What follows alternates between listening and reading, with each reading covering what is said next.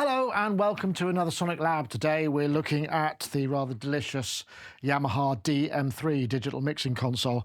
And I saw this at Synthfest a few weeks ago, and like everybody there who saw it thought, ooh, that's nice, isn't it? And this is a professional digital mixing console with a very small form factor from Yamaha. Now, those of you familiar with the Yamaha output, this is a sort of cut down version of the DM7 in terms of size and input options, which is a full-on sort of front of house live mixing console, which tour the world incessantly. There are a lot of Yamaha mixers out there and they are considered amongst the finest, and this is the sort of technology we're getting here. The difference is with this guy, it's just a much more compact, small form factor, something for a project studio or a little AV installation or that kind of thing. As such, it has, if I go around to the side here, 16 inputs.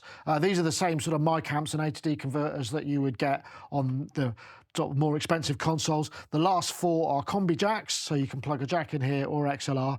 I would have liked to have seen maybe more of that because this is going to be more useful to a project studio, but I guess, you know, it makes sense. Then they've also got 8 Omni outputs. The Omni outputs are the same sort of things that you will find in other digital consoles from Yamaha from a certain era upwards, and they're kind of floating assignable outputs that you could set to mix, bus, monitor outs, whatever. Now, I've got a bit of a history with Yamaha consoles. We do occasionally look, I can't remember the last one I looked at, but I started out, I think, in about 1994 with a ProMix 01, which was at the heart of my little project studio. I think the previous to that, they started in 89 with the DMP7. Then I got an 03D, which was a slightly larger version. People I was working with maybe had the O2R, which was a larger sort of project studio console, which had expansion ports for ADAT and such like. And also, I think that old Tascam TD3. And then we ended up with a DM1000 here in the studio, which was also used for live production because it had a high number of inputs and good features, and it used to tour, was rack mountable. We used to take it on the road because it would enable us to set programs for each song where everything was at more or less parity before everybody was using front of house digital consoles. It was just meant the analog outputs would all be at unity, so it made it a lot easier to mix complex sets. Now, I must confess, I'm no longer using a Yamaha in the studio. We use the Behringer X32, and primarily that's because of ease of use. It's a simpler console. It's got a simpler OS, so there's more sort of visual feedback. And I think around the time of the DM1000, it was just a little bit too complex for anybody to pick up and use. Many features, but rather dense UI.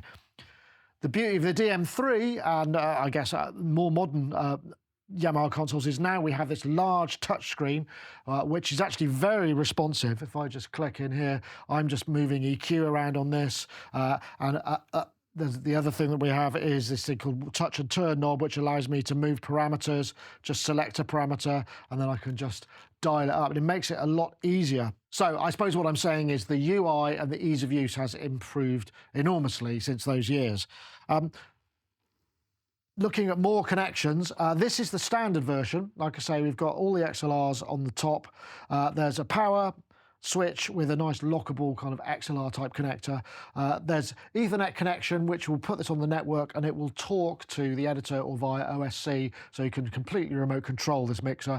And then there's a USB interface, because as standard, this has an 18 I/O USB audio interface. So that means that we can just plug it straight in, record all the direct outputs of the channels or effects or whatever, plus stereo. So that gives us 18. And that's, again, all configurable.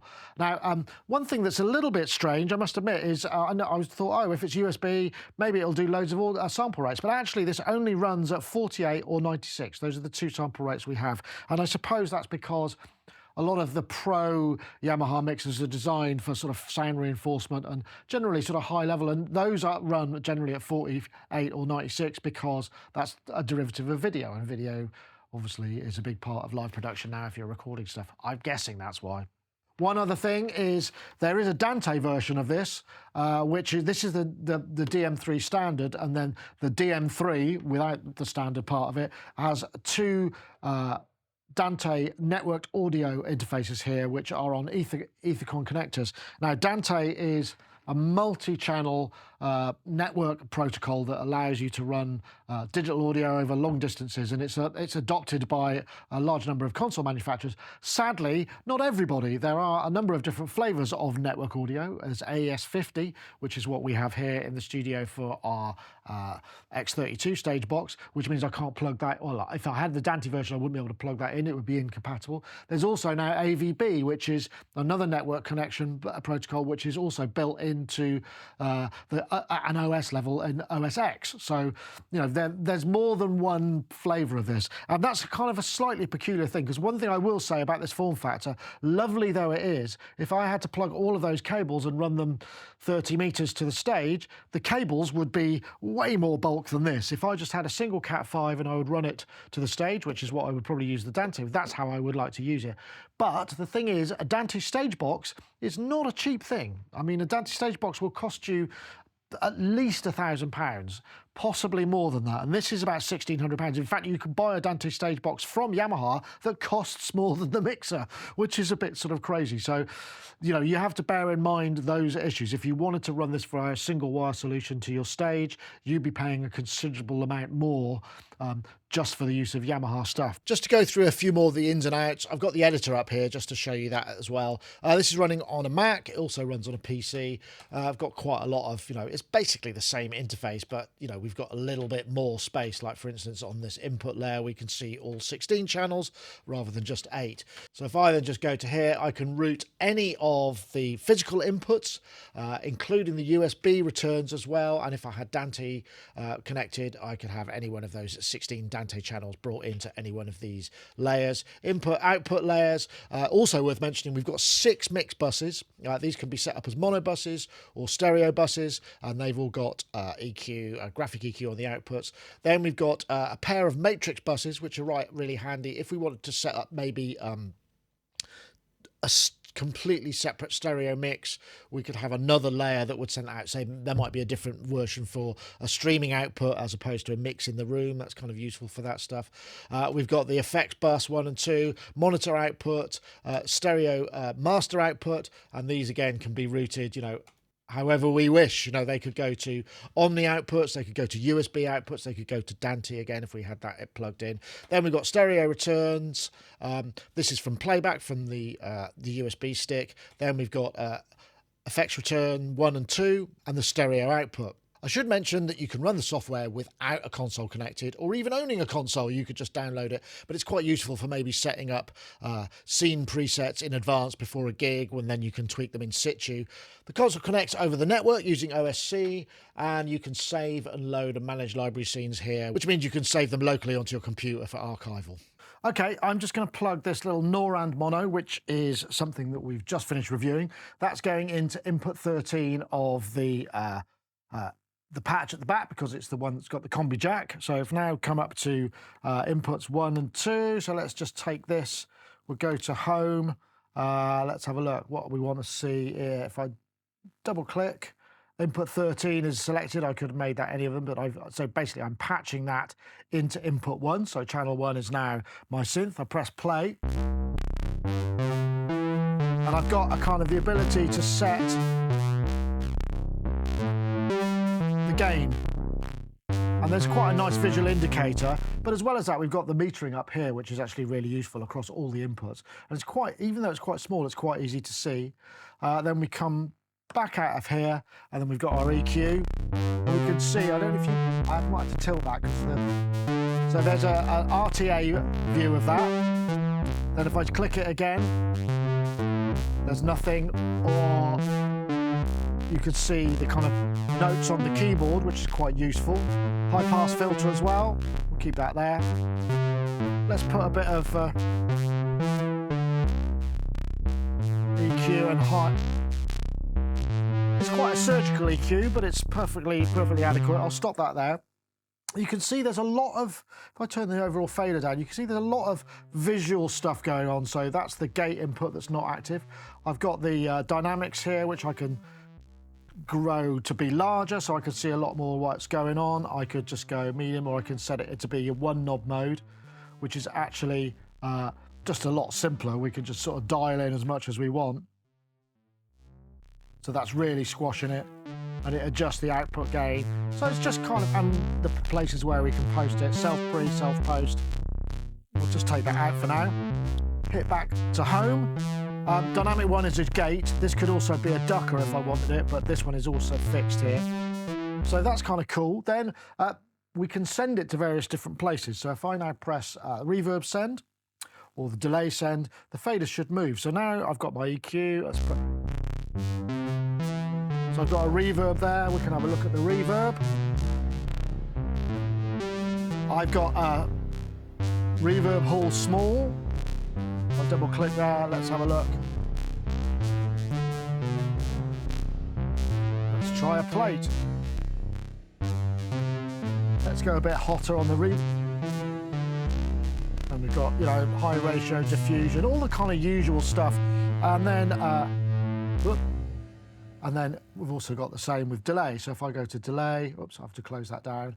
Let's go here, close that, delay.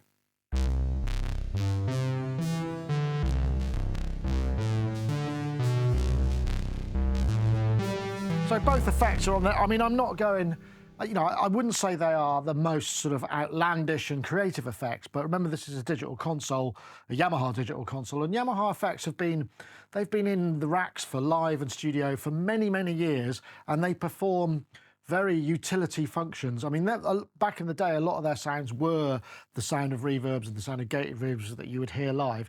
There's that stuff in there if you want it, but it's just not, you're not going to get kind of endless shimmer reverbs and that kind of thing. So it's more from a sort of sound reinforcement point of view than it is from a creative studio point of view, I guess is what I'm trying to say. We can go to, we go back to home, select the studio.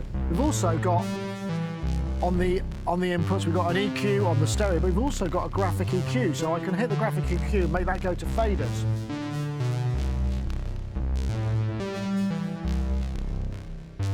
So if I now go to full, I've got the ability to sort of build a little curve, and then maybe I want to move around, so we'll make those. So I'm adding quite a lot of low end with this, but I mean, I guess I'm not using this in the way that it would normally be. I would normally maybe take that because I need to just sort of room correct, or I've got some crummy monitors and I just need to smooth it out.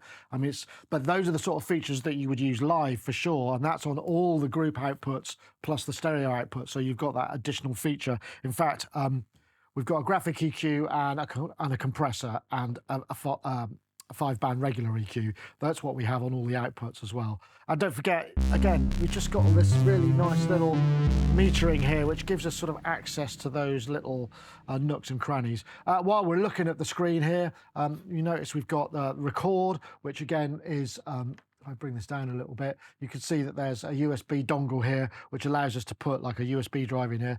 2-track record and 2-track playback. We can set the routings for where we want those to come from. We can also set the format. So if we wanted MP3, we could do MP3, we could do 48 or 96 record. What I actually would like to have seen, I think some of the high-end RME sound cards have a USB port on the front where you can record multi-channel, multi-track. I mean, yes, you'd need, you know, a kind of approved high-speed USB stick, but I'd quite like to see that on here. It'd be great if you could not, you didn't have to use the USB from the computer. You could just plug that in, maybe record up to 8 channels via the desk would be just really handy. So if I rocked up to a gig and there were, you know, like an EMOM that we do, we could just say, oh, here's your 8 channels of recording, you know, of your live set. It would be a lot easier than having to get it into the computer, get the computer involved, and on top of tape, you know, all of that stuff. I mean, I suppose in a way, what I'm kind of finding is, while this is a really accomplished desk for live stuff, it's not the sort of thing that you would buy as the sort of centerpiece utility maybe for your studio, because, you know, all those connectors are XLRs, you need all the sort of adapters, or you need a rack of DIs, or you might want to record, you know, get phonos in there, or a mini jack from your phone. None of those sort of connections really apply to this. I mean, yes, you can go that way with Dante and get all sorts of widgets, but it's really costly. It's the sort of thing that you would have really if you're going out live, you're using it in lots of variety of different ways. And I suppose, in a way, this is where I come back to the idea of, you know, yes, we could have a Dante version of this, and we can have a non-Dante version. What I'd love to have seen is an expansion port, like we used to have on some of the Yamaha mixers. The DM1000, for instance, had a Yamaha, and the O2R had a little expansion. Like the X32, you could put an ADAT slot in there, or you could put an AES, maybe 8 channels of AES, or maybe you could put an AES 50. I think that would make a lot more sense for something that's this small, because it could be such a utility, fix-it-all, great mixer to take on the road, or to take for hire, or to take for a small venue. The more options and connectivity you have, the more useful it is. However, that's not what this is. This is a kind of touring grade Yamaha digital mixer, and the world is full of them. People love them. You know, they're very well made, very robust, very solid. Some people just want, but the form factor is so attractive. I would just love this to be what I need. You know, we have the X32. It's about this big.